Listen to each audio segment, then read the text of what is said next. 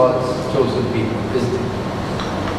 Okay, in 1948. So even Hitler's evil, God used for good. According to what scripture? According to what scripture? Romans 8:20. What? For those who are called according to His purposes, through all things, God works for good. If not for Hitler's evil, there was no way the whole world would agree that Jews should have their own state. So all those 6 million Jews annihilated in the Holocaust ended up with Israel having a state of their own. 1948. Then we come closer. Say with me, nearer. Because Jesus keeps saying, nearer. And Jerusalem will be trampled by Gentiles until the times of the Gentiles are fulfilled. So when did Jerusalem stop being trampled by Gentiles? 1967, after the 6-day war, all of Jerusalem came under Jewish rule, save the Dome of the Rock. That is in an international that's the international supervision on that hill. I repeat, rarely scriptures pinpointedly can be referring to a historical identifiable date. Otherwise, Jesus said, the day of my coming, only the Father knows. Because when He was going up in Acts chapter 1, the disciples asked, when will the kingdom return to us? They were still Jewish, because they were before Pentecost. They were not thinking nations. They were not thinking Christianity. They were thinking of Davidic descent. Do you remember that? I'll read it anyway. Keep your finger in Luke 21. I'll read from Acts. What's common between Acts and Luke? John, what's common between Acts and Luke? Which is not common between Acts and Johann? Luke wrote them both. So Acts chapter 1. Disciples were still not very Christian because this is before Pentecost. They asked the Lord Jesus Christ when He was about to go up. Acts 1:6. Lord, will You at this time restore the kingdom to Israel? They were still Jews. Then He said, now turn to your neighbor and say, we are not Jews, we are Christians. Now the next one is tougher. We are not even Sinhalese, we are Christians. We are not even Tamil, we are Christians. Did you find it difficult? I can't say this on Sunday, but this is the day to affirm this. We are Christian. Yeah. So Jesus said, Acts 1:7, it is not for you to know times or seasons which the Father has put in His own authority.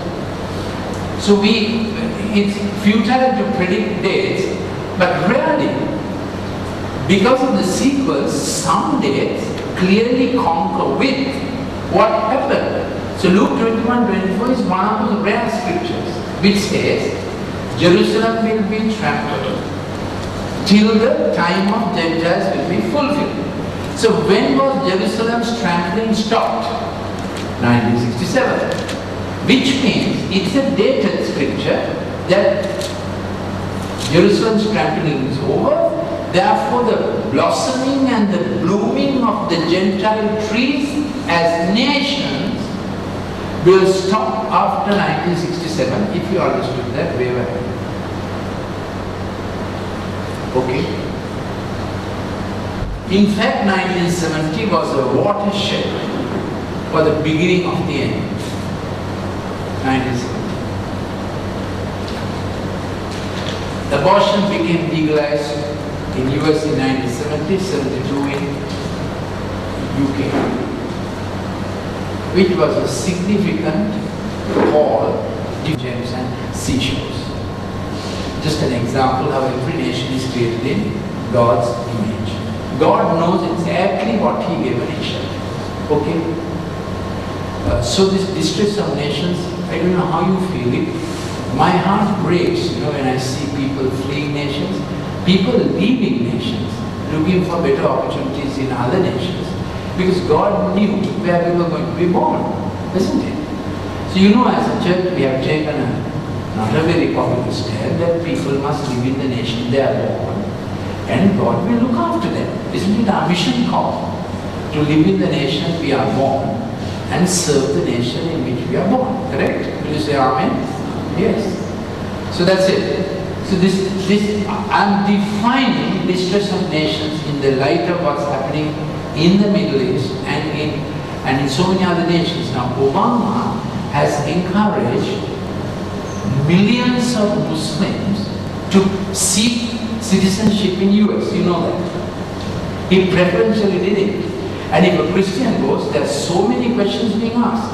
But when a Muslim goes, crossing the Mexican border, you remember, he just gets it there. That's just one instance. Now the ISIS thing, so many fake refugees are entering European countries. Actually, a European Islamic invasion, like in the time of the Mughal empires, is being engineered. This is not happenstance. You understand? This is not refugees fleeing in desperation. It's a politically engineered war action, just the way in our civic strife. There were genuine people who got into trouble and left Sri Lanka, and there were people who went for political reasons and started up terrorism in other countries. Same with the ISIS problem. In the ISIS problem, a large majority, or more than maybe 70%, are fake. All I'm saying is a huge invasion is happening into Europe. Now we are all expecting an invasion of Middle East, which Putin has begun. But there is also this phenomenon going on. So the distress of nations and the political consequences could be quite unpredictable. So we are living on an edge time, if not end time. Okay? We don't know whether this will end in 10 years or 70 years, we don't know. Only we can say that nations have never been on edge like this. Agreed? Yes. And Israel's survival and existence has never been on edge like this, with Iran nuclear deal and US completely destroying Israel. Putin would never be in Syria if George Bush was in US president. Agreed? He would never dare this. Coming so close to Israel, he would never dare. Now, every nation is sinful. Every nation has fallen short of the glory of God. If you ask me since 1950, which nation has fallen more out of the glory of God, Russia or US, it would be a hard choice. Agree? Who denies God? Who defies God? Hard choice, isn't it? The day America legalized homosexualism, Putin is saying from Russia, Moscow, he's saying, America, you're a Christian country, and Christians are going to prison for not making a kid. What happened to your Christianity? He asked like that. He asks it for political reasons. But so this thing of some nation being Christian, other nation being not Christian, we have to adjust our thinking. Which nation has the most number of committed, born again, spirit baptized, zealous Christians?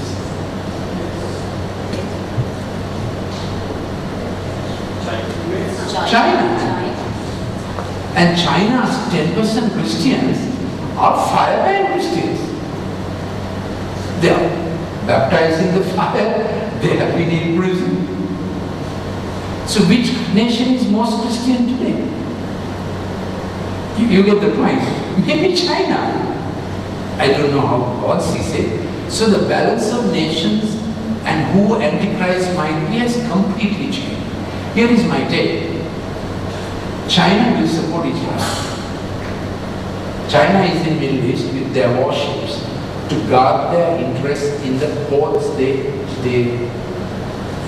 want to keep. I'll show you from scripture that kings of the East will have a beneficial interest for Israel. Okay? We will look at it, but now we will stop. Because we have looked at these 5 signs: sun, moon, stars, nations. Last one is ocean. Luke 21:25. Distress of nations with perplexity, the sea and the waves roaring. Now that's the ocean, isn't it? So you know oceans have had problems. Carbon emission and pollution and carbon monoxide and carbon dioxide, 5 times more is generated by ocean lines than by terrestrial vehicles. Meaning by trucks, cars, jets, everything else, put together. 5 times more is generated by ships. And oceans are being polluted, marine life is dying. So the oxygen produced by marine life keeps the ocean currents flowing. So the oceans have currents flowing from bottom to top, aerating the oceans and removing temperature and regulating temperature. Oceans also have rivers, huge rivers flowing from south pole to the equator and the north pole to the equator, huge rivers, which regulate earth temperature. I understand. So when ocean currents are cut, that's the reason for unequal temperature rises, El Nino, La Nina. Now again California is having a huge mudslide. That nation has disaster and tragedy beating up regularly, almost every other week, isn't it? Every other week there's an enormous mass-scale national disaster. And our hearts are pained because US was such a Christian nation with such a Christian heritage, what has happened now. So this oceanic phenomena, have been there for some time. That scripture is mentioning this, it shows us that Christ is omniscient and the wisdom of scripture is safe. We can read the word, trust the word, and be strong in the Lord. Sridhar will lead us in prayer. Yes. Jerusalem is the capital of the Gentiles until the time of Gentiles are fulfilled. Yeah. Is trampling is orchestrated now or why is it mentioned? For us to do something about it, for Jerusalem to do something about it, or is it historical interest? I think it's a sign for the church to know we have to pray for Israel's peace more fervently. Recognize Israel's role, not to do the feast of Israel, but Israel rejected the church. So Paul says in Romans chapter 10, the mystery of the blindness of Israel is this: the good olive tree lost it, he chopped it, so that the wild olive tree, the church, may be grafted. Are you familiar with this scripture? Romans 10, 11, Romans 11. So that has been happening now for how many centuries? Since the crucifixion of Christ. Now, we are coming to the prophecy on trees. Then every tree was given a chance to grow. Tree is a nation. Say every tree is a nation. World is God's orchard. That you get from Ezekiel chapter 31. In 1948, after the Second World War, nations were reborn, were born again. Meaning, it came out of the dominion of imperialism, and every nation got their chance in God's freedom and liberty to grow. To grow. Without having an external oppressor oppressing them, without having external oppression to fall back to blame, if you understood the way. How have we done since 1948?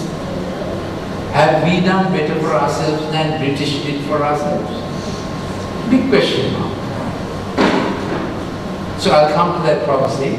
So I think that Jerusalem will be trampled till the time of the end is a sign for the church to adopt God's firstborn back into churches' favor, because churches' anti-Semitism is historic, I mean, Pope during the Second World War conquered with Hitler how to persecute the Jews.